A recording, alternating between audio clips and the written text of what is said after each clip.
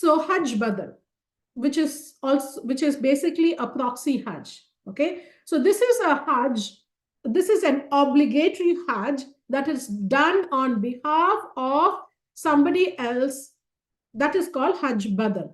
Okay, so it is not permissible. And when are the situations where Hajj Badal can be done? If a person is sick and they have no hope of recovery, if a person is physically incapable, then, or somebody who has passed away. A proxy Hajj or a Hajj Badal can be done on their behalf.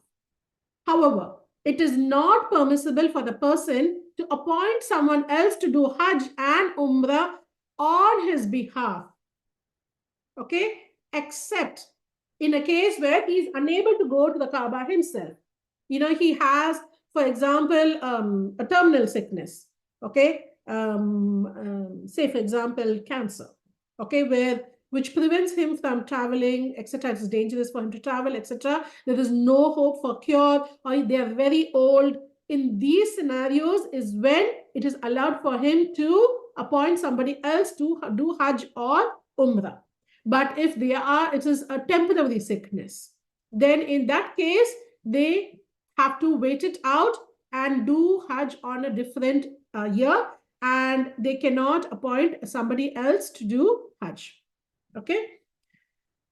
Now, Hajj Badal may not be performed on behalf of somebody who's just, poor, or he's not able to do it because of political or security circumstances. So, for example, say somebody lives in a country where the political scenario is such that it is not safe for them to travel out of their country. So, in this case, they cannot just appoint somebody else from, say, Saudi and ask them to do Hajj on their behalf. They have to wait till the situation is better and then go for Hajj themselves. Because remember the conditions, the preconditions of when Hajj is obligatory. If you are in a situation where you cannot travel, it is not safe for you to travel, or your country does not give you a visa, then the obligation of Hajj is not upon you. Okay, I hope this is clear. Yes.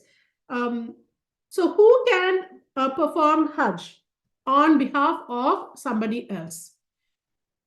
First, it is not permissible for anybody to do Hajj Badal unless he has already performed Hajj for himself. So Sister Sana is asking this question: can a daughter perform Hajj for her father who has passed away? Now, the daughter can perform Hajj on behalf of the father as long as the daughter has already performed her obligatory Hajj first. Okay? And if she goes ahead and does the Hajj, then that is counted as her obligatory Hajj, and it will not be counted as the Hajj for the father, because she has to finish her obligatory Hajj first. I hope that's clear, Sister Sana. And of course, it is permissible for the woman to perform Hajj on a man, and a man for the woman.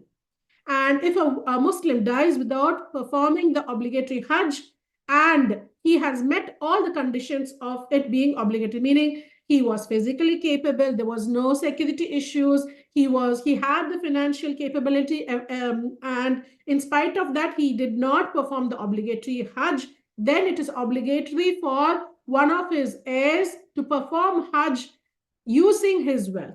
So either they themselves can go and do the Hajj, or they can sponsor somebody else who has, of course, finished their obligatory Hajj to go and do Hajj on behalf of their father or mother, etc. And this is applicable irrespective of whether the person who dies has left instructions or he had the intention of going for Hajj or not. Okay. Okay. And the best is for the children, whether it is the son or the daughter, to perform Hajj on behalf of the parent or a relative to do it. But if they hire, a stranger to do it, then that is permissible also. However, when you hire somebody to do, meaning you're not paying for, this person, you are sponsoring him, meaning in terms of his expenses, etc. you should seek out somebody who is good, sincere, trustworthy, who has the knowledge of the rites of Hajj. So if you're hiring somebody else to do Hajj Badal, make sure they attend a Hajj workshop. Okay. So that's the Hajj Badal. I hope that is clear. Anybody doing Hajj Badal here on behalf of somebody else?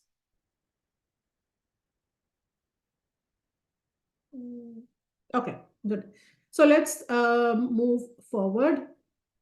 Okay, another question that people ask is, should I do Hajj once, or should I, maybe sponsor somebody else? A person who performs Hajj and Umrah once in his lifetime, they do not have to repeat it. But it is encouraged to, of course, repeat Hajj and Umrah, because the more we do, because it's not like, we did for Hajj and that's it, halas, we're not going to sin anymore. We are humans, right? We are sinning again and again. So if you have the capability of going again for the Hajj or going again for the Umrah, then please take